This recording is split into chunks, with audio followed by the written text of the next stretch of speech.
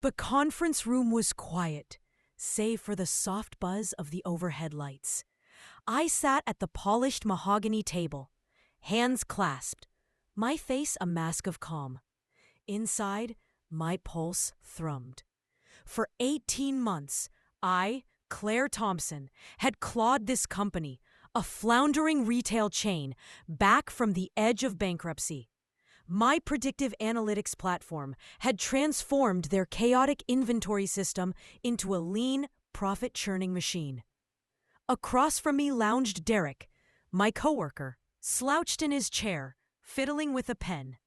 Derek, who'd spent the last year skating by, missing deadlines, charming his way out of responsibility, and contributing nothing but excuses. Yet here he was, summoned to the same special recognition meeting as me.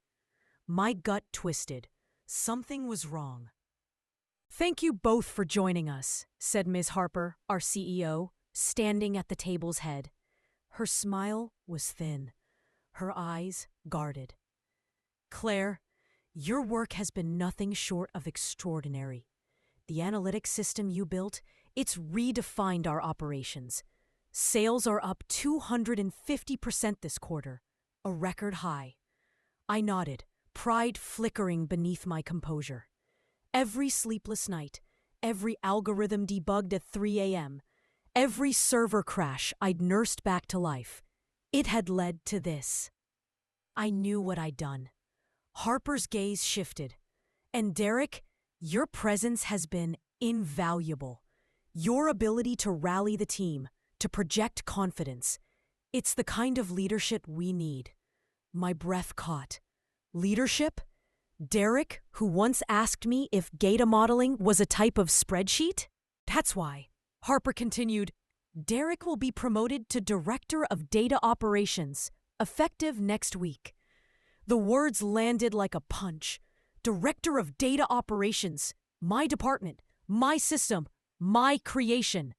"Hold on," I said, voice low but steady. "You're giving Derek the promotion?" Harper raised a hand, as if to ward off my objection. "Claire, you're brilliant. No one disputes that. But leadership is more than technical skill.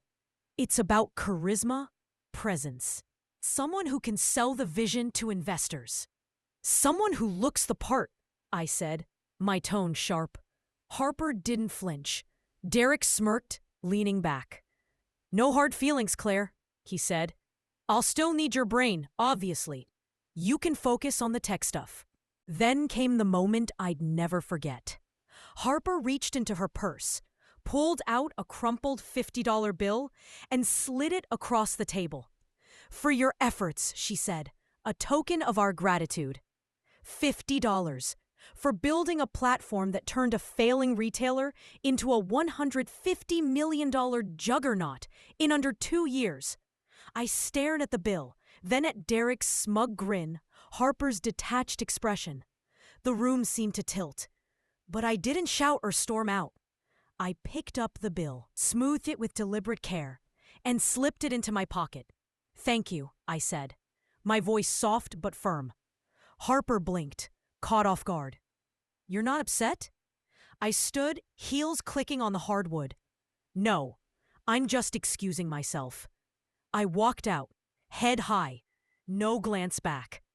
They thought I'd crumble, that I'd keep coding in the shadows while Derek paraded in a title he didn't earn. They were wrong. I wasn't humiliated. I was awake. The next morning, I arrived at the office at 7:30 a.m., earlier than usual. The security guard raised an eyebrow. "Didn't expect you today, Claire." I gave a small smile. Habit. But this wasn't habit. I needed to see it one last time. The system I built, the team I'd trained, the foundation I'd laid. When something's about to break, you study the cracks. In the elevator, my reflection stared back, composed, sharp, eyes alight with purpose. On the 5th floor, my office was already being erased. Boxes with my name sat stacked against the wall. Derek sprawled at my desk, feet up, sipping from a mug with his initials. My monitor, the one I'd bought because IT claimed they were out of budget, was now his. "Hey, Claire," he said, barely glancing up. "Didn't think you'd show. Grabbing your stuff?" I didn't answer right away. I walked in, slow and deliberate, and for a moment Derek's confidence wavered. "Just picking up my things," I said, nodding at the boxes. He relaxed. "Cool, no bad blood, right? Harper's got you on some legacy system cleanup. Should be fun." Cleanup. The woman who'd built a predictive analytics engine that saved the company was now tasked with fixing email servers and outdated CRMs. I nearly laughed. "Sounds perfect," I said, voice dry. Derek missed the sarcasm. As I carried my boxes to the basement, where the support team's dingy, flickering lit desk waited, colleagues avoided my eyes. No one spoke. They'd forgotten the person who'd held the company together. At my new desk, surrounded by tangled cables and a wobbly chair, I wasn't angry. I was calculating. What Harper and Derek didn't know was that the analytics platform wasn't fully on company servers. The core system was there, solid but basic. The real power, the proprietary algorithms, the real-time forecasting, the customer behavior models lived on my private encrypted server. The company had a good tool. I had the revolutionary one. By noon, while Derek gave a painful speech about new data-driven horizons, I was sketching a plan. Not code, but a strategy. If they didn't want me, fine. I wouldn't beg for their approval. But I wouldn't let them profit off my work while pretending I didn't exist. That afternoon, I sent 3 emails. One to Sarah, our former VP of marketing, who'd quit after Derek took credit for her campaign. One to Mike, the ex-IT manager who left when Harper ignored his infrastructure warnings. One to Aisha, the only other engineer who grasped my system's potential. They didn't reply immediately, but I knew they would. Like me, they'd been sidelined, underestimated, dismissed. We weren't victims. We were builders. A week later, we met in a dimly lit diner downtown, tucked in a corner booth. No suits, no laptops, just 4 people over greasy coffee, plotting a revolution. Sarah shook her head. "You saved their asses, Claire, and they gave you $50? That's not just insulting, it's idiotic." "Doesn't matter," I said, sliding a folder across the table. "They made their choice. Now we make ours." Inside was the blueprint, not just the analytics platform, but a full business model. Predictive inventory, customer trend forecasting, personalized marketing automation, all integrated into a scalable, cloud-based SaaS platform. We called it Pinnacle Analytics. Mike whistled. "You've been holding out." "I never stop building," I said. The real system never touched their servers. It's mine, legally, ethically, completely. Aisha grinned. "Then let's show them what they threw away." We had no funding, no fancy office, just raw talent and relentless drive. We worked from my apartment, then Mike's garage. We shared a single server, coded through the night, survived on pizza and energy drinks. By month 2, we had a demo. By month 3, we landed our first client, a mid-sized retailer desperate to replace their clunky software. They signed without hesitation. Pinnacle launched in week 12.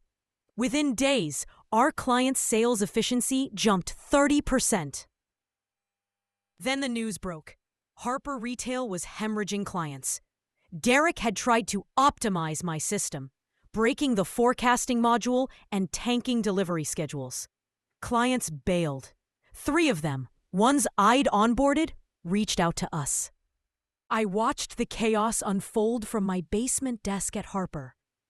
Emails piled up, meetings were called, rumors of firing spread. I sipped my coffee, silent, while Pinnacle built the future. Week 15, we went public. Our press release was unapologetic. Engineer behind Harper Retail's turnaround launches Pinnacle Analytics, already outpacing industry giants. The story went viral. Betrayal, redemption, a $50 bill turned into an empire. Our inbox flooded with inquiries. Can you cut our costs by 20%? Is it true your error rates are near zero? At Harper, the mood shifted. Colleagues who'd ignored me started nodding, whispering. Derek's emergency meeting was a train wreck. "This Pinnacle thing," he stammered. "It's just hype. We're still the market leader." No one believed him. They remembered who'd built the system. It wasn't him. Sarah booked a demo with Harper's biggest client, a national chain. Their VP said, "We stayed with Harper because of Claire. Now we're following her." Derek's webinars and client emails couldn't stop the bleed. 4 more clients left. 2 joined us. Then came Harper's investor call. The slide showed a 12% revenue drop and client churn. An analyst asked, "Did Claire Thompson build your analytics platform?" Harper fumbled. "She contributed, but it's ours." Another question. "Then why is she crushing you with a startup?" Silence. The call ended. Harper's stock fell 9%. By quarter's end, Harper was crumbling. Their largest client, a $20 million account, switched to Pinnacle. They didn't need a pitch. They wanted the real architect. Harper's board was in chaos. Harper was rumored to be stepping down. Derek's bravado was gone, replaced by nervous tics and short tempers. Then I got an email from an anonymous address. "They want to meet." I forwarded it to Sarah. She replied, "Make them come to you." The next day, an official invite arrived from Harper. Subject: Strategic Partnership. Location: Pinnacle Analytics HQ. On Friday, I wore a tailored navy suit, sharp, no logos. Harper and Derek arrived at our sleek office, the Pinnacle logo glowing on the wall. They looked diminished. Harper spoke first. "We see value in collaboration. Shared tech, licensing, maybe a leadership role for you." I leaned forward. "You're losing clients because you broke my system. You're here because you thought I'd fade away. You were wrong." I slid a folder across the table. "This is an acquisition offer. Pinnacle buys Harper's tech assets and IP. You walk away, or the market buries you." Derek gaped. "You're buying us?" Harper was pale. "I'll present it to the board," he said quietly. The deal closed quietly. Pinnacle acquired Harper's remains. No fanfare, just a filing. Pinnacle Analytics acquires Harper Retail's technology assets. Harper was gone. Pinnacle's market share hit 55% and kept climbing. Late one night, my assistant buzzed. "Your dad's here." I froze. We hadn't spoken in 2 years. He'd called my career a pipe dream and told me to stick to coding. Now he stood in our office, eyes wide. "Claire," he said softly, "I saw the news. I was wrong. You didn't just succeed. You rewrote the rules." I nodded. "Thanks, Dad." No anger, no gloating. I'd proven my point. At Pinnacle's first industry summit, I took the stage. The crowd was packed. Executives, innovators, press. I ended my keynote with this: "When they hand you $50 and call it gratitude, take it. Not as payment, but as proof. When they underestimate you, build something they can't ignore.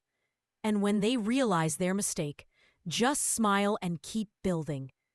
The $50 bill sat in my desk, a reminder not of defeat, but of victory. I'd turned it into an empire, and this was only the beginning.